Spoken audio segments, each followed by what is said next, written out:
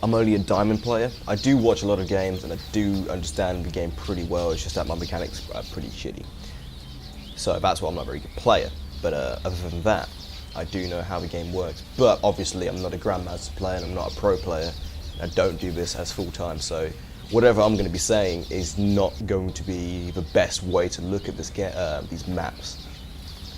Whatever I say is pretty much viable to those, like viable to think of, not to follow, but to think of, or think about, should I say, if you're below like masters. Maybe even masters, like low masters. I still feel that anything I have said, or will be saying, is valid, but not as valid as a pro player's aspect should be, and should be taken with a grain of salt. Hello everybody, welcome to my overview on Arid Plateau. Here we'll be discussing what are the pros and cons of this map, if we should veto it, and how we should play on it.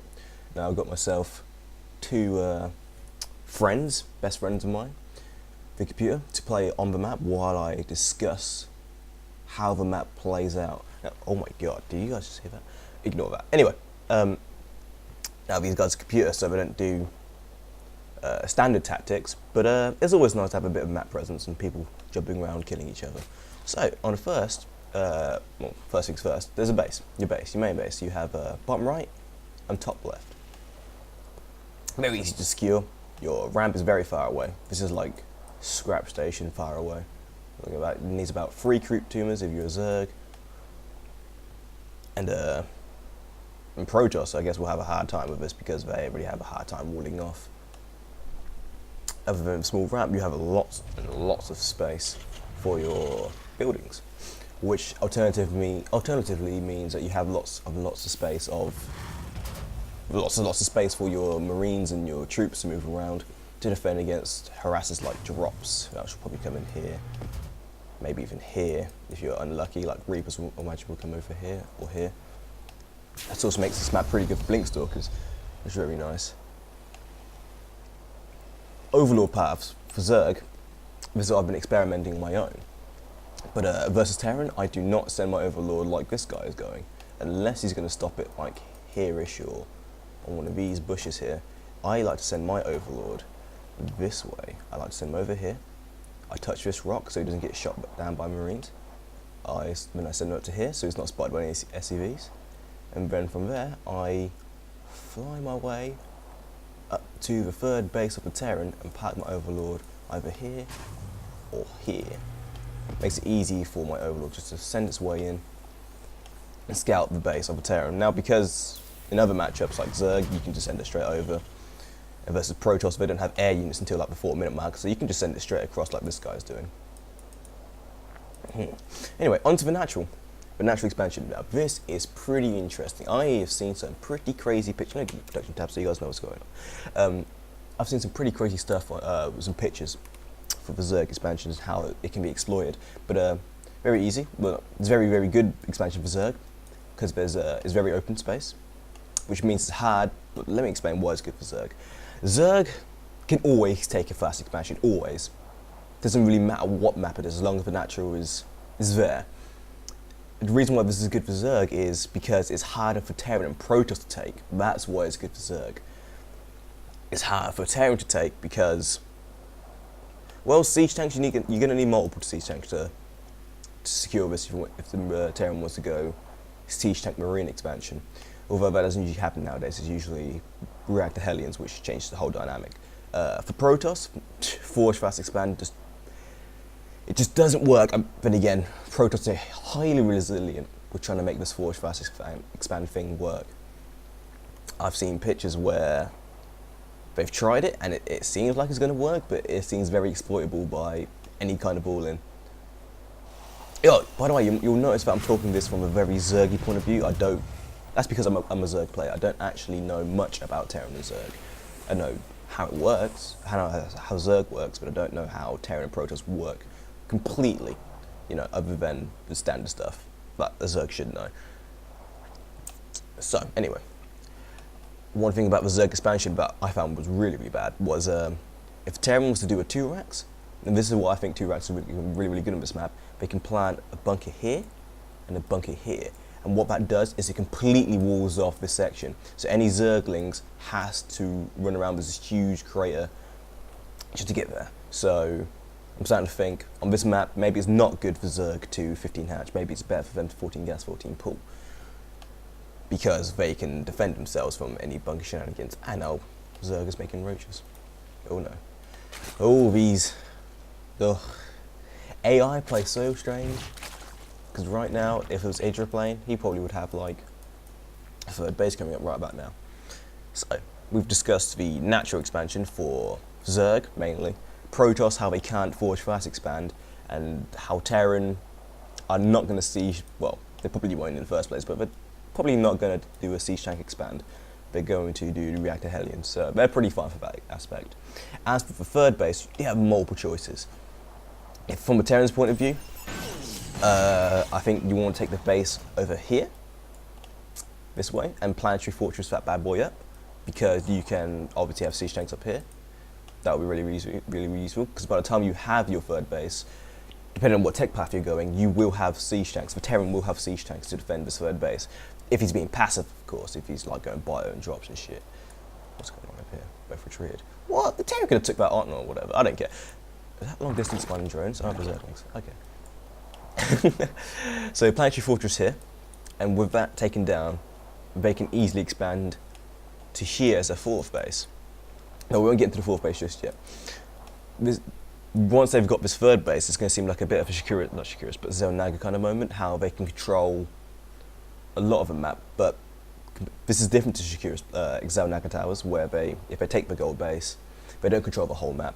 If they can take this base, if Terran takes this base, they only have control to this part of the map, and they can probably wall this off and be fine. So we'll see orbital commands here and planetary fortresses here. Not so much if a Terran was to take this base as their third or even fourth, that they won't be able to control much of the map. The only thing they'll be really defending is the side entrance from here. So I guess now now looking at it from a Zerg point of view, because I don't know much about Terran, but it seems like that if Terran want to win this game, I think they both want to get. I think they want to get planetary fortresses here, planetary fortresses here, and health. Why not throw one in the middle? That will stop a lot of Zerg counterattacks and kind of force them down the Broodlord or Mutalisk path. Kind of gives Terran a goal to work for if they want to win. Hydras versus Terran, oh my god, this is like beta. Beta all over again. What's this upgrade? Stim. As for Zerg, a third base would most likely be this kind of base, because it's not far away, but it's easier to defend. Terran is not likely to break down these rocks with the spare units that are running around the map. They're more likely to be being passive up here. Oh, look at that. Didn't expect that battle to go that turn out like this, did you? Hydras versus Terran. Ho ho ho! Silly faggot. Not faggot. You didn't hear me say that. That's rude of me. So yeah. So Zerg would be taking this base, and probably Protosses too, because Protosses don't have planetary fortresses and don't have defensive units. Well, they do, Colossus and Force Field, but they don't last forever. I think as a fourth base, Zerg should take this base. Straight up. And so should Protoss. I don't think any race should be taking this base except for Terran, because, let's face it, Planetary Fortress is pretty much only where this is going to be staying safe. Ever. Unless you wall, like, this off. All this completely off. Which, that ain't going to happen. Let's be honest. Zerg doesn't take any base. What the fuck? Drops. Oh yes, drops can be insane on this map because of how wide and how easy it is to access the back of the minerals, which will be good for Mutalisk too, and how much space there is in the main base. And not to mention how much space there is in the third base. There's a nice little load-off point behind the bushes, kind of like Metalopolis behind the, what are they called? The gas geysers? Not geysers, but air vents, where you can hide tech and drops and such behind there and attacking them. Nice taking point. Oh boy, the Zerg brought this on himself. Oh, he sent Hydra out first. I just always stay in the back. Oh dear. Actually, also, let's get this over with before the Zerg GG's out this game completely. Zerg Towers, really, really good. They cover pretty much everything up to here-ish and here-ish. So you don't get vision on bases except for this one, but it gives Zerg a lot of map presence, that's for sure. I think it's going to be a really, really Zerg-favored map, definitely. Not to pick, because there's so many bushes, so it makes melee units really, really good. Lots of ambush routes, such as here and here. It's going to be really, really good for Zerg. And the open space is really, really, really good. As long as Zerg don't let Terran or Protoss get to here with their units, like Colossus and Siege Tanks, then they're pretty fine, because once they get to there, they're pretty bottled in, and their only option really is to take down their own rocks and swing around the back for that real surround. Oh, look at that. Terran taking the exact same base. I told them to. Look at that. It's almost like I'm genius. Protoss that I've been playing, not Protoss, but yeah, actually Protoss that I've been playing against and with have been walling off this section here. Actually, let's not end the game just yet. I've been walling off this section right here to stop counterattacks, which I think is pretty cool. I think you're going to need cannons. I think any expansion from now on for Protoss will require cannons, especially if they plan to take this base or this base. This is going to be what I predict from Protoss on this map is lots of council tech, lots of blink stalkers and charge lots, you know, lots of fast units that Protoss can get out. I wouldn't expect many Colossus unless we plan to do a 2-base push versus Zerg's 3-base timing. I think that would be really, really good, but other than that, it'll be council-based play, where they'll be blinking up into the main, they'll be dropping warp prisons for the DTs and zealots and shit, and then multi-pronged attacks. What else would be there? So we've discussed the Protoss tech path, we've discussed the Terran tech path, which would probably be reactor Hellions into siege tank bioplay, because how hard it is to defend your bases, yet how easy it is to attack the main base, which is really, really cool. Over an orbital command, how strange. Versus, I haven't talked about Zerg versus Protoss very much, other than the Protoss bottling up the Zerg with force fields and Colossus over here. I think we're going to see a lot of. I think this is going to encourage more Nidus play, but I don't think Nidus play is going to stay. There'll be more drops than there will be Nidus play. And still there'll be counterattacks, probably muteless play. Because Protoss, I don't think Protoss are going to like this map. You won't see, if you're a Zerg player or a Terran player, you're going to see this. You won't be playing against Protoss on the map. Most of them will be vetoing this map, therefore you won't see them playing this map. It will be against Terran and Zerg. That's my prediction. I didn't really come into this commentary thing. Put my fingers there, doing the quotes commentary. I didn't expect to talk about this much. I didn't really come in here with a plan. I don't think we'll see these bases come into use very much, except for like secret bases, maybe Terran taking a hidden base. No, that won't happen. It's just too open. I don't think this base is going to be very good.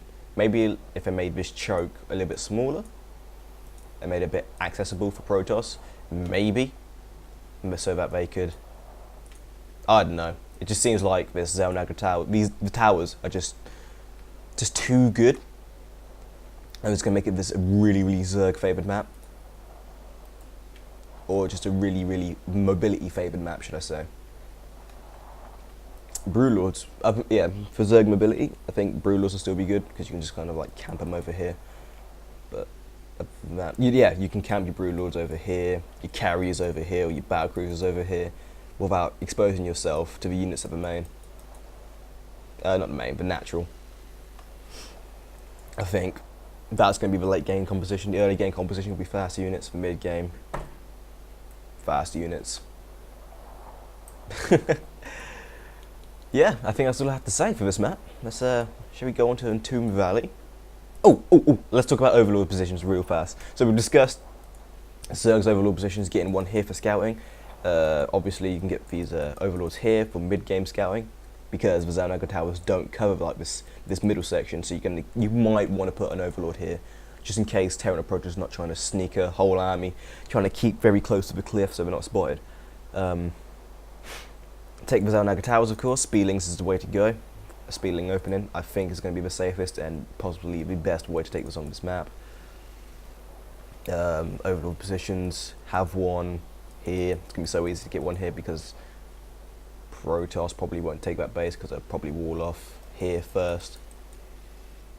Or we'll go this route, kind of wall this section off, have a army standing here, cannon and gateway this section off, and then take that base. Kind of like Arid Plateau, how they take the base in front of their natural, in front of their main, rather than the third base to the side of their natural.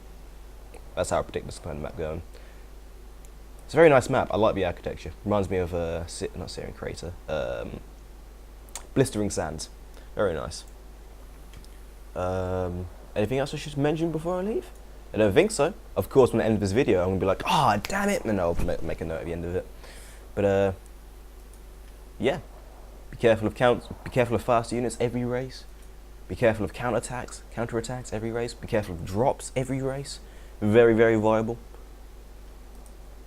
Won't be expecting mech from Terran. Definitely not too much ground to cover. It's too much. And with that said, I've tried to end this video like 5 times already and haven't gotten to it. So I'm going to take the opportunity to end it now. So goodbye everybody. GG. Good times. Good times.